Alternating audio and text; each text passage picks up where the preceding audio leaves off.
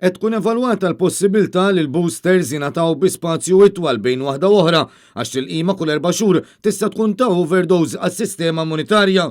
Kliem Marco Cavaleri, il-kap ta' sezzjoni fi dan l-Awtorità Ewropea dwar il-Mediċini, responsabbli mit-teddid fuq is-saħħa u l-istrateġija tal-vaċċinar fil-konferenza tal-aħbarijiet li tingħata ta' kull ġimgħa dwar l-aħħar żviluppi fil-ġlieda kontra l-pandemija. U spjega li dan l-aħħar kien innutat li l-virus infirex b'qawwa fost it-tfal u żgħażagħ għalkemm l-effett ma kienx qawwi fuq il-maġġoranza tagħhom.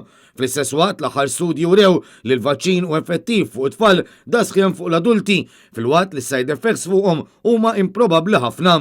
Fid-dawl ta' dan kollu, kompla jispjega Marco Cavaleri, l-awtorità se tindirizza malajr kemm jista' jkun talbiet għal boosters għal żgħażagħ ta' 16 u 17-il sena. Minnaħa l-oħra li EMA għadha maraġġ statistika dwar il-possibilità ta' rabat il-qima f'dan l-istadju.